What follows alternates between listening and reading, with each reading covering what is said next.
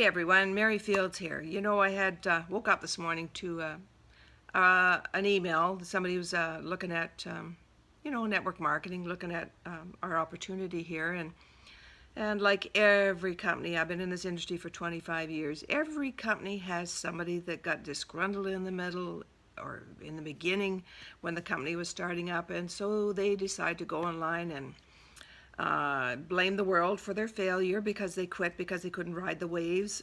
And you know, our company is no different. I've seen it in many, many companies, companies that are still around today. And so, you know, in the startup company, there's always changes and adjustments and new things that maybe something didn't work, or maybe it's the payment methods, all kinds of things like any company, whether it's networking or any company. There's always startup beginning issues. People laugh about them later. I remember some of the companies I'm with worked out of somebody's garage, and now they've been around for 17 years and solid and successful. Okay, so I've been in this industry for 25 years, but first of all, I want to talk to you about taking a risk and the difference between network marketing and traditional business and what it means to take a risk in both scenarios. Okay, let's go for it. Okay, listen about this. Macy's. Macy's laid off 20,000 members. They closed, I think, 40 stores across the nation. So there's 20,000 people out there looking for work, and they're probably top management down to the bottom. And it's very hard for those, so especially the top management, hard for everybody, but the top management to go replace that income. His jobs are less plentiful than, the service jobs, the bottom jobs, right? So they all have a problem, and some of them end up taking two jobs. And I know this because in 1983, I think it was, I lived in a city, and I was working for somebody. I was running a store, and a friend came in that had worked for this radio station, radio and TV station, and he's married. They're looking for a credit manager, and why don't you apply? And I thought, I think I remember saying, well, I haven't got the credibility or the experience to do that. And he said, yes, you can. And so I thought, well, if he believed in me, I guess I can believe in me. So I did it. I went for it. And at that time, there was all kinds of, just like today, top management, people losing their businesses, looking for a way to make an income. And so there were 60 men, mostly men, lined up for this position as credit manager for this radio and TV station. And I knew that many of them needed a lot more money than I needed, right? And so I thought, well, I'll lowball it. I'll go more than what I need, but keep lower than them. And so I got the job. Real feather in my cap, let me tell you. And so I did that very well for a year, and then a little over a year, and then we relocated. But it was a good experience, got a good resume out. It's great in my profile. So it was fun. I learned something from that. And so that's what's going on even today. There's still all those people, all those men, all those women, top management, all kinds of people looking for work. Last year, IBM laid off 70,000 people again, right? Those are only two. There's all kinds of people laying off people because of many reasons, internet and all kinds of things. So let's talk about those jobs. You know, the average Joe works 40 hours a week. Some work two jobs. Some are working 60 hours a week and more, right? In their lifetime, the average person works 90,600 hours on a job. They get 2 weeks holidays. You might get 4 weeks as you get further on in the life of that job.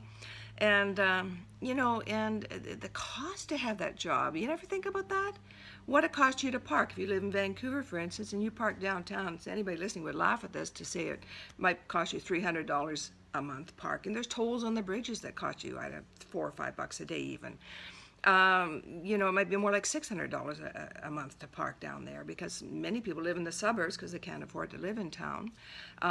Your lunches, your gas, all the gas that you spend to go to work, your clothes, your daycare, and none of that for most people is a write-off. Unlike myself, where I worked for myself in a network marketing company for 25 years. I can write off my gas. I can write off, part of my mortgage. I can write off part of my hydro, part of my utilities. There's so much, my car, all kinds of things I can write off. In fact, I pay less taxes than they do. Okay? So, and I decide when I'm going to get a raise. I don't have to go to my boss and say I need a raise. I need 50 cents or $1 an hour, whatever they're going to give you. I make my raise. For 25 years, we wouldn't live in this house. We wouldn't have this lifestyle of 25 years of freedom, of taking our holidays when we want, do when we want, get up when we want, eat when we want. If I had children, I wouldn't have to have daycare. I mean, the pluses and the minuses are major, and the differences is so much more appealing working for yourself. I've done it 25 years. Paid us well, served us well, happy. I can help my kids because I don't rely on a hourly wage. I can retire when I want, but I love what I do, so I don't. So my life is like a paid social life. All the people I work with are also my friends. You become friends with everybody, and it's we talk on the phone. That's what I do. It's a social life. It's incredible. And so, like, which would you prefer? Going to that job, them owning your time, 40 hours, 60 hours a week, whatever you're doing, and how much are they paying you? $12, $15, $20 an hour maybe? I don't know what they're paying you, and how much tax deductions do you get? Like, look at the difference. Network marketing's not a scam. I'm with all my companies because somebody I respected recommended it to me. And it worked every time. And it's still working. The one I'm in, Savion. Great company. They're all great. They all have great products. One I've been with for 17 years, great products. The other one, 12 years, great products. You use them all. The other one I've been with for 3-4 years, great products. They've been around for 12 years. And now Savion. Okay? Savion is probably the easiest, the simplest to share. You're helping people save money. You're helping people to learn how much they spend even, because they become conscious, because they're turning in receipts.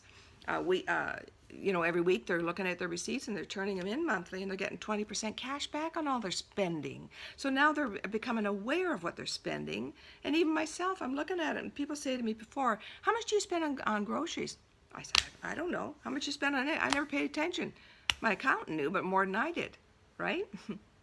My daughter said to me one year, she did my taxes, she said, Mom, do you realize how much you guys spend eating out? It was like appalling.